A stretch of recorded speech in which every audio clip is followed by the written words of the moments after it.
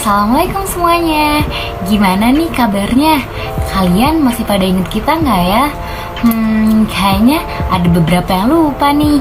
Kalau begitu, izinkan saya memperkenalkan kembali ya.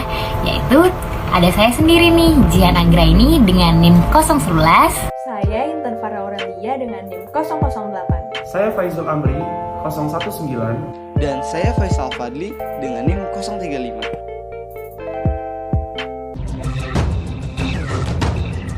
Bank Indonesia memproyeksikan permintaan uang kartal akan semakin meningkat pada minggu ini untuk memenuhi kebutuhan masyarakat di sepanjang libur Hari Raya Idul Fitri. Bahkan kebutuhan uang tunai diperkirakan bisa mencapai 152,14 triliun rupiah. Kepala Departemen Pengelolaan Uang Bank Indonesia Marlison Hakim menjelaskan jumlah tersebut mengalami peningkatan sebesar 39,33% bila dibandingkan tahun lalu. Namun permintaan tersebut masih didominasi oleh Pulau Jawa, terutama wilayah Jabodetabek yang tercatat lebih 20%. Wilayah Jawa merupakan dengan proyeksi kebutuhan yang tertinggi, yaitu mencapai 65% atau sekitar 99,39% dari kebutuhan nasional. Sedangkan untuk wilayah Jabodetabek itu sebesar 27%, yaitu 39,9%.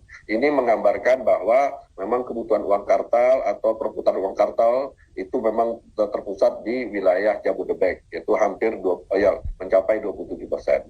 Selain itu, masyarakat juga masih dapat melakukan penukaran uang tunai di 4.608 outlet titik layanan penukaran uang selama di seluruh cabang bank umum.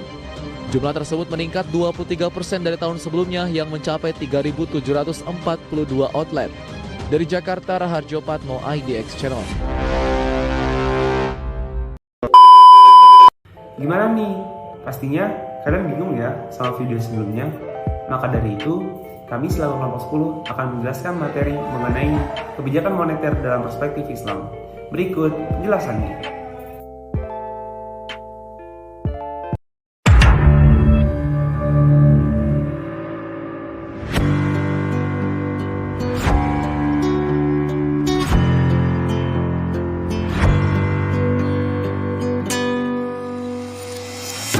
Baik, di sini kita akan membahas money demand atau yang disebut permintaan uang. Kalian udah pada tahu belum nih apa itu permintaan uang atau money demand? Nah, kalau belum tahu, kalian bisa tonton video kita ini sampai akhir ya. Bagi yang sudah tahu, jangan lupa share jawaban kalian di kolom komentar. Permintaan uang ini adalah jumlah uang yang dibutuhkan masyarakat untuk tujuan tertentu atau motif dalam periode tertentu.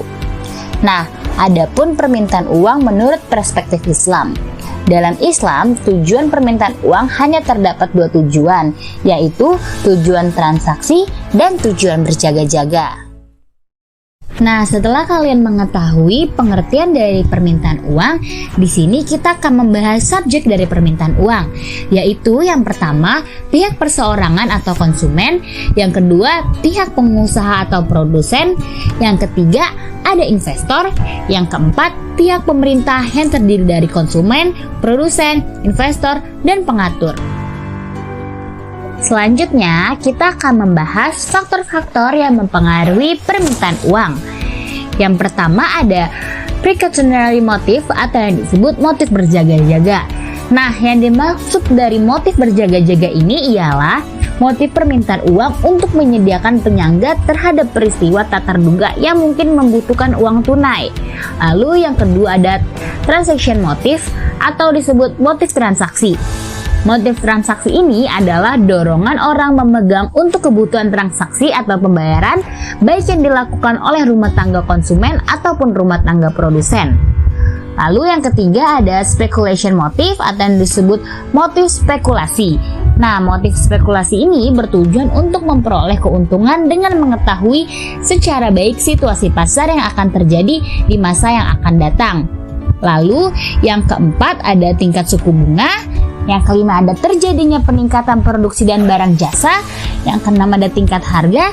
Dan yang terakhir atau yang ketujuh ada ekspektasi atau perkiraan atau yang biasa kita sebut adalah ramalan.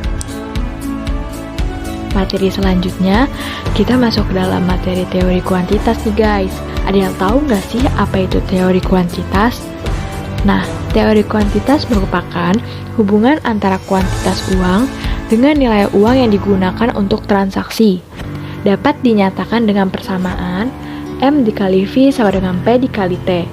M merupakan uang atau money supply, V merupakan perputaran atau velocity of circulation, P merupakan harga atau price level, dan T merupakan transaksi atau transaction of output. Nah, yang terakhir ada teori Feynman. Teori permintaan uang Feynman ini dikenal dengan the statement of quantity theory atau penegasan kembali teori kuantitas. Dalam permintaan uang tergantung pada 3 hal, yaitu yang pertama, total kekayaan yang dimiliki. Dalam segala bentuk kekayaan ini merupakan kendala anggaran atau budget constraint. Yang kedua, harga dan keuntungan atau return dari masing-masing bentuk kekayaan. Yang ketiga, selera dan preferensi pemilik kekayaan. Sekarang kita masuk ke dalam pembahasan instrumen beberapa mazhab. Yang pertama, ada mazhab Iqtisaduna yang dipelopori oleh Bakir As-Sadr dalam bukunya yang berjudul Iqtisaduna. Mazhab ini berpendapat bahwa ilmu ekonomi tidak pernah bisa sejalan dengan Islam. Instrumen yang digunakan pada masa itu adalah OMO atau Open Market Obligation atau disebut juga dengan jual beli surat berharga pemerintah. OMO digunakan sebagai alat pengatur jumlah peredaran uang dan pengatur jumlah suku bunga dalam jangka pendek. Tetapi banyak yang belum mengetahui instrumen tersebut pada awal pemerintahan Islam. Sebab hal itu bertentangan dalam Islam karena di dalam Islam terdapat larangan riba. Instrumen dari teori mainstream adalah use of idle fund, yang berarti instrumen kebijakan yang dikenakan pada semua aset produktif yang idle. Apabila permintaan uang yang ditujukan untuk berjaga-jaga meningkat, maka usaha yang dilakukan pemerintah untuk mengembalikan permintaan uang pada titik keseimbangan dengan cara meningkatkan use of idle fund. Semakin tinggi use of idle fund yang dikenakan terhadap uang yang idle, akan menyebabkan masyarakat enggan untuk tetap menyimpan uang yang idle tersebut. Konsekuensinya, masyarakat yang mempunyai uang idle akan sukarela mengalokasikan kekayaannya pada investasi yang sifatnya produktif. Instrumen use of idle fund juga dapat digunakan untuk mempengaruhi permintaan agregat. Kebijakan yang ditujukan untuk meningkatkan permintaan agregat atau untuk mendorong laju pertumbuhan pendapatan nasional dapat dilakukan dengan cara meningkatkan use of idle fund. Peningkatan use of idle fund akan mengalihkan permintaan uang yang sedianya ditujukan untuk penimbunan kepada tujuan penggunaan untuk meningkatkan produktivitas uang di sektor real, sehingga investasi akan meningkat. Peningkatan investasi tentu saja akan berdampak pada peningkatan permintaan agregat, sehingga keseimbangan umum yang baru akan berada pada tingkat pendapatan nasional yang lebih tinggi. Tujuan kebijakan moneter yang diberlakukan oleh pemerintah adalah maksimasi sumber daya yang ada, agar dapat dialokasikan pada kegiatan perekonomian yang produktif. Di dalam Al-Quran sudah jelas bahwa kita dilarang untuk melakukan penumpukan uang yang pada akhirnya akan menjadikan uang tersebut tidak memberikan manfaat terhadap peningkatan kesejahteraan masyarakat secara keseluruhan.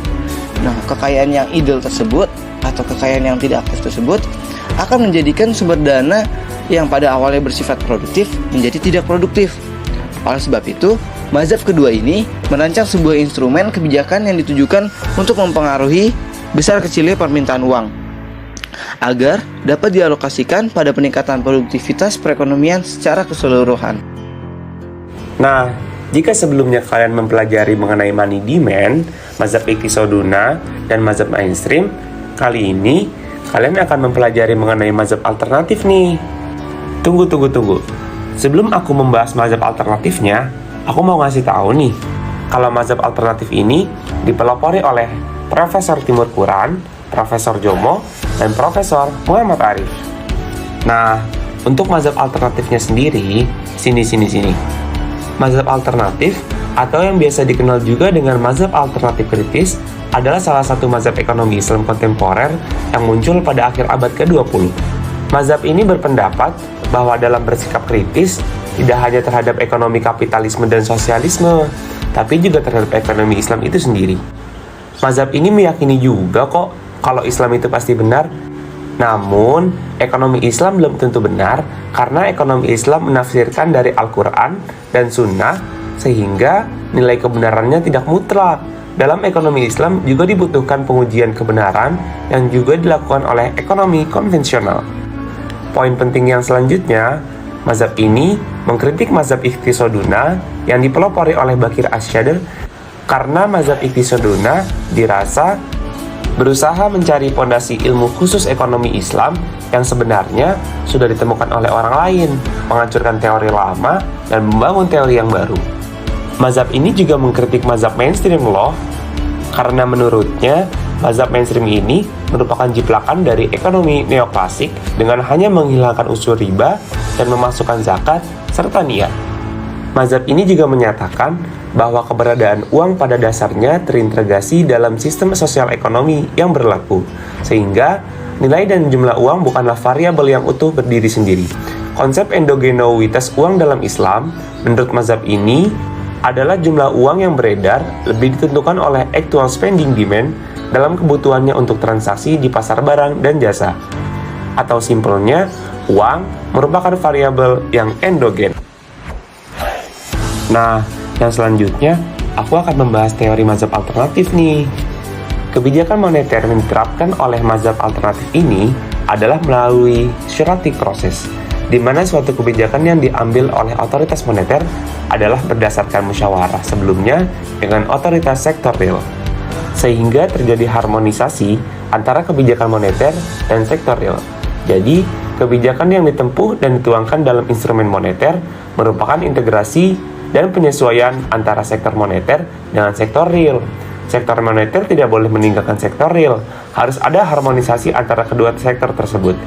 Karena jika hal ini terjadi, maka akan menimbulkan keadaan di mana jumlah uang beredar di masyarakat jauh melampaui kebutuhan untuk kegiatan ekonomi. Maka, tidak lain tidak bukan adalah akan terjadinya inflasi. Mazhab ini juga menyatakan bahwa keseimbangan yang terjadi di sektor moneter adalah derivasi dari keseimbangan yang terjadi di sektor real. Artinya, jika terjadi peningkatan kegiatan di sektor real dengan ditandainya peningkatan agregat demand, maka otoritas moneter juga harus menambah jumlah uang beredar atau money supply. Nah, gimana nih semua? Pastinya udah pada paham kan tentang kebijakan moneter dalam perspektif Islam? Bagi yang sudah paham, seperti biasa jangan lupa kita ucapkan Alhamdulillah. Bagi yang belum paham, jangan lupa ditanyakan di kolom komentar. Saya mau pantun lagi nih sebelum closing. Mentari senja telah tenggelam, hujan turun mulai terjatuh. Kami tutup presentasi dengan salam. Wassalamualaikum warahmatullahi wabarakatuh. Dadah!